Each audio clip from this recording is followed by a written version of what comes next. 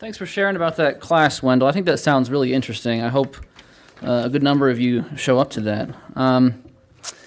You remember me, boy, I guess it was last week, talking about a brave number of our congregation who took it upon themselves to go and take a stand for the voiceless in our culture.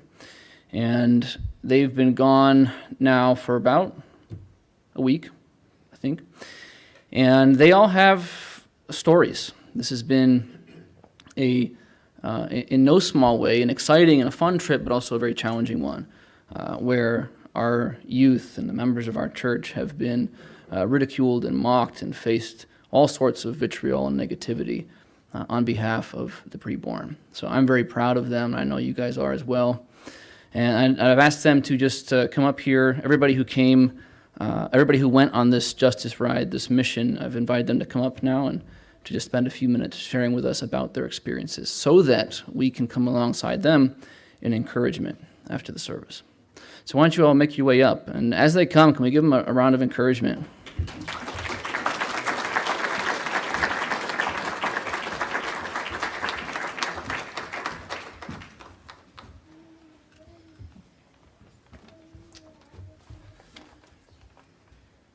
I know, but why don't you start? Okay. All right.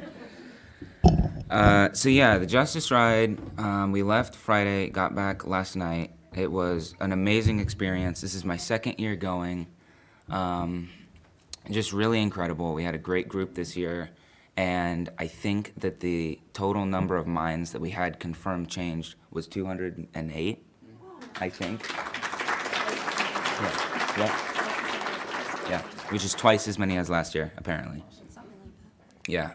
And so one story that I wanted to share was at the University of Central Florida, maybe. It was one of them.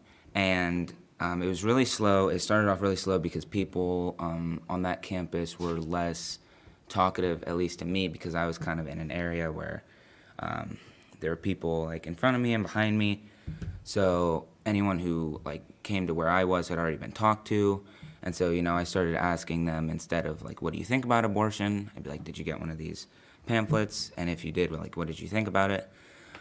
But there was one girl who actually stopped and talked, and it might have been the first conversation that I had that day, but it lasted for 2 hours because she was just really curious about like the opinions and thoughts of someone who had a different worldview from her. Because she started out by saying that she was mostly pro-choice, but then later on she said that she mostly supported abortion, so she was kind of a little bit all over the place. But she was really nice. Her name was Julia. And we talked about all kinds of different things, but it was really encouraging to see after like a whole, I don't know, hour, like half an hour, however long it had been, of just not being talked to or being ignored completely or whatever, that someone was so willing and like eager really to hear about the opinions of someone who had like a different worldview.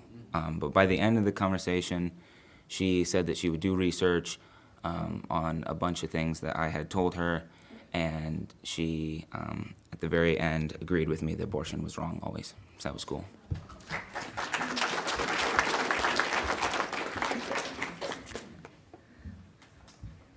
Okay, so this was my third Justice Ride, and every Justice Ride has impacted me in a different way, and I've grown in a different way. This one, I felt like I learned to be more bold when talking to people, and I kind of stopped caring about like what the people I was talking to like thought about me, if they thought I was like weird or something like that, because I knew what I was doing was good and what God wanted to do. And even if the college students, they didn't like what I was doing, it was still the right thing. Another thing I learned was to be more empathetic to people, instead of just like spewing facts at them when I'm talking to them, just to like kind of see where they're coming from, and so I could like kind of relate with them. I was at a high school, and this one girl was really mad, and she was like kind of in my face and talking to me, And once I realized she didn't really like abortion, she just didn't want, she felt bad for the women. And I talked to her, and one of the Created Equal staff talked to her for a little bit.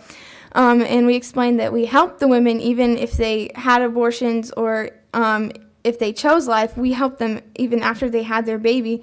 And after she saw that we really cared about all human beings, she, even though she didn't like change her mind completely, she thought it should be legal, but she said what we were doing was right. And after the conversation, she thanked us for being so respectful, and she thought that we were what we were doing was good, and she respected us for fighting for something we believed and sharing it with others, which I thought was really cool. So.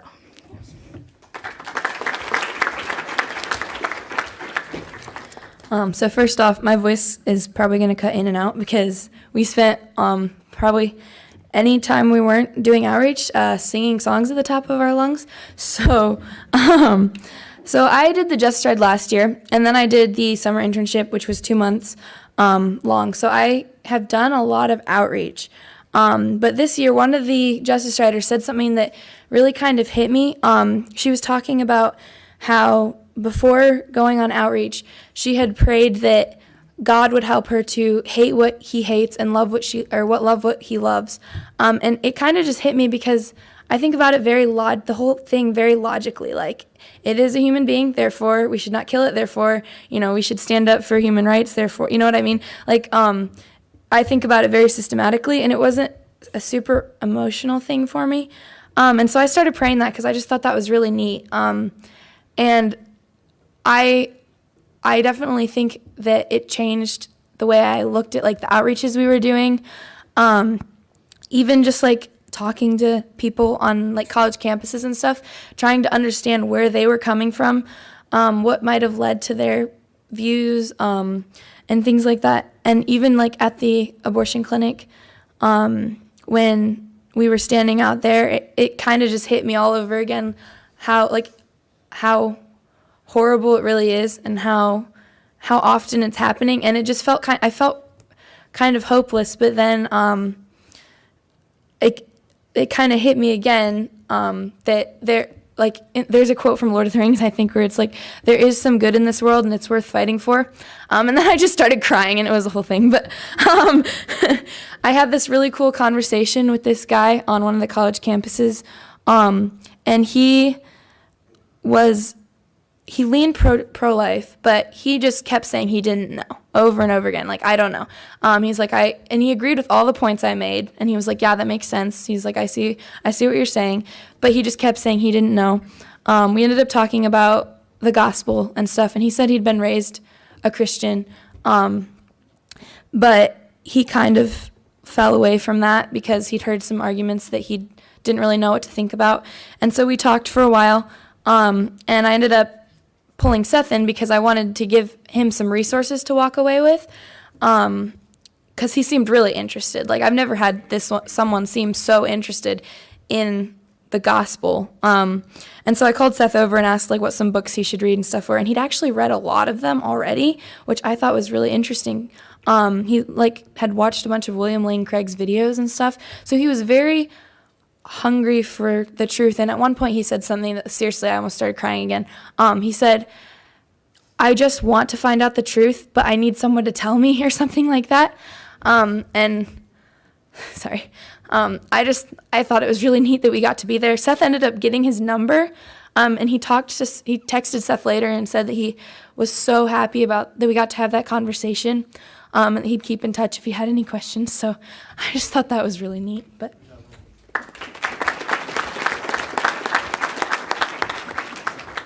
Hi, so this was my second Justice Ride, and both of them have been such amazing experiences for me, and I've grown so much in my faith through both of them.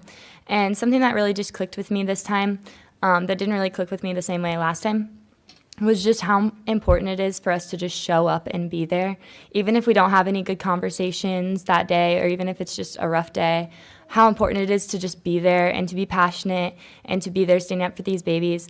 I had so many people who had seen us previous days on campus or had seen us earlier in the day come back and be like, well, I didn't talk to you guys the first time, but then I saw the pictures and I saw how passionate you guys were, and now I want to ask you some questions because it just really hit me that it was an important thing to think about.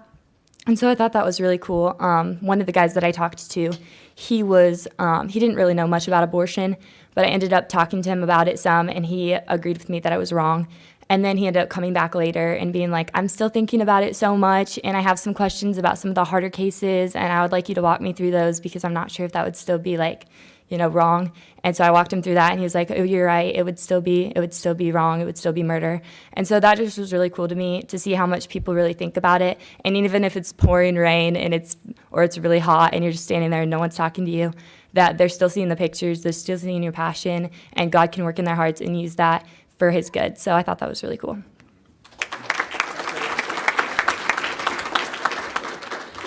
So this is my second Justice Ride. It was really amazing. It was an awesome experience.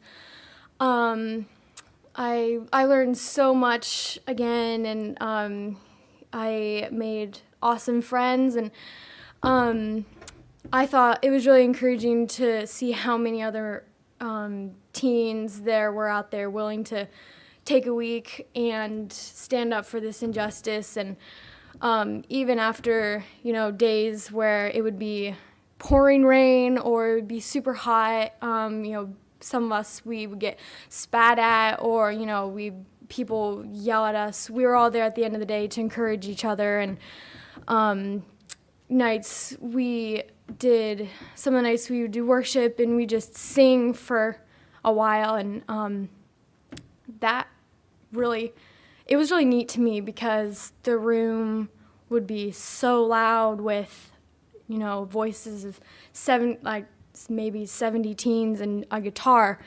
and everyone was singing so loud, and there were so many people there who were so passionate about their faith, and I really looked up to them, and yeah, I thought that all of that was just so neat. I had a conversation at a high school. It went pretty fast, but it was really neat to see how people's minds can be changed that fast. She walked up to the sign, and she stares at it for a second, and she just starts gasping, and she's like, what is that? And I was like, this is a baby after it's been aborted. And she's like, don't tell me that was alive. And I told her, yeah, this baby was alive. And she just starts gasping. And even like a teacher even came up to her that minute, and he's like, you need to make sure you get to your bus that you need to get home. Make sure you get to where you need to go. And she's like, yeah. And she turns around to me, and she keeps talking to me, and she can't believe that this is what abortion is. And she's like, this is disgusting. I can't believe that this is actually happening. And that was really neat to me, just to see people's reactions to these signs. And so yeah, I had a great time. It was super encouraging to see everyone out there, standing up for all of these babies. And so yeah.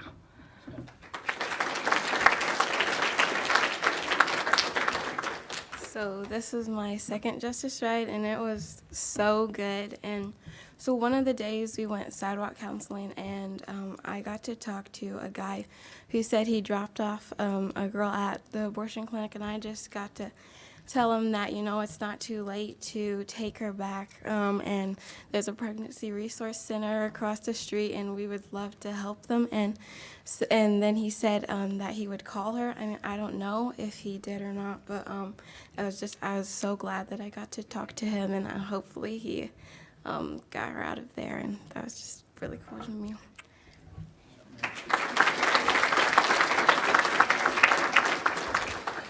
So as Excuse me, my voice is gone too.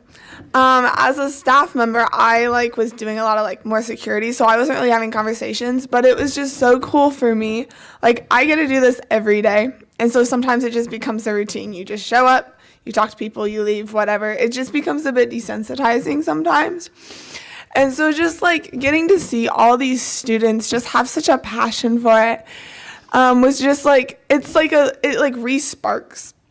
It just really re-sparked something in me, just seeing how passionate they were for it, and just this is really a time this is my 5th Justice Ride, but it was the first time I really got to be so much more encouraged in what I was doing, seeing all these young people.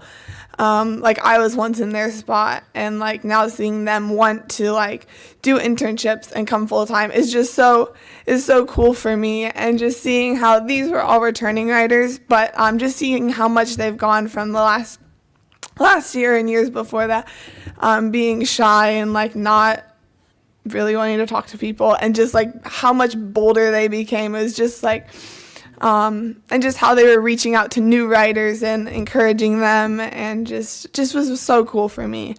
And so I was just so encouraged by them, and I just really appreciate them. And thank you guys for all your prayers and everything. So.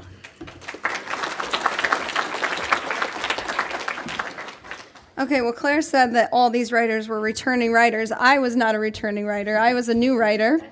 And I've never gotten to do anything like this before, and it was kind of crazy. And I'm might cry when I'm up here anyway, but I cry really, really easily. And I seriously was I'm going to stand there, and someone's going to say something mean to me, and I'm just going to cry. And so for the last 2 months leading up to this, I was like, Lord, please don't let me, please don't, I just don't want to cry in the middle of talking to someone, or when somebody says something mean to me, and I don't want to have to go to the bathroom on the bus. And, I was just praying about all these things. Amanda, I know you can totally relate to these really ridiculous fears. But so I did not cry once when I was out doing outreach, except the 2 times that I was talking to someone, and we were really talking about deep, heavy things that were really sad. And I was showing compassion and crying, not just because I was being a wimp.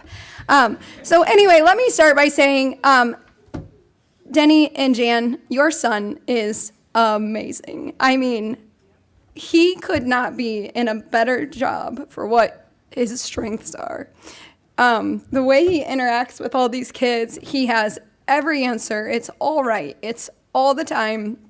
Just encouraging. And I know I'm not that much older than him, but I kind of feel like I'm like a mom, and he's like a kid, but I know he's not, but it feels like that. Anyway, so I just was really encouraging him, and I'm you are just amazing, and wow. And if you do not support Sets Ray or Created Equal, I would highly encourage you to do that. He's just amazing. All right. I'm a stay-at-home mom. Most of the time I don't do a lot of outreach outside of my normal circles. I don't feel like I have a big impact, but this felt so boots on the ground, you are out there, you are talking to people. And the first day I'm standing there and I'm oh my gosh, I don't even know how to say anything to these people, oh, you want to talk about abortion, or anyway, so it was just I didn't even know how to start. And by Friday I was asking every single person, and I was all over the place. I had 2 really, really insightful conversations my last 2 days, amazing things that we talked about, and I would love to tell you about them later. I won't take the time. Josh was are you preaching a whole sermon up there? I'm maybe. Anyway, so, but these guys, you could sit and listen to them for hours, tell about their experiences. They really, I was gestured at, I was yelled at, I had a man scream at me in my face, but it's just I almost felt like a badge of honor after a while. I was thank you, I didn't say that, but, we were at University of Florida on Monday and Friday, so same university both days, and it was amazing because one of the girls said, and I don't think it was one of our girls, I think it was somebody on the bus, said, you guys were here on Monday, and you're back today, and in all of my classes, all we're talking about is abortion. And I was wow. Just to be present on those campuses and just creating those conversations culturally is amazing. So anyway, even for people that don't even want to talk to us. This Justice Ride, they do pro-life apologetics, they do Christian apologetics, worldview training, they did worship time, they had community, they had friendships, they took an evening and talked about what does it look like to be a godly young man and a godly young woman. They split them into groups and went those routes and talk about preparing these kids for what's coming. It was really amazing. This church is made up of very quality young people. I'm so proud of all of you. You're amazing. So, anyway, I think I'm really just tired now, so I'm sorry I'm being so weepy. All my tears are just coming now. And I will say what Mark Harrington says to us all the time is people will remember what they saw and how you treated them. And all of this was kindness, left and right. So, Claire, thank you for making me come on this Justice Ride. So, thank you guys.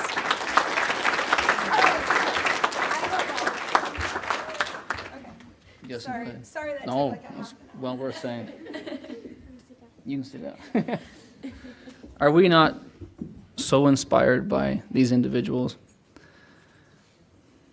My heart is just bursting with thankfulness and admiration for each one of you, and for the witness and the example in which you walked in the last week. So thank you for representing not just your church body and your church family, but also Jesus to the people you spoke with. You know, having one of the reasons I have not wanted to go on this this Justice Ride is that I don't know that I could stand there and watch you guys take that abuse.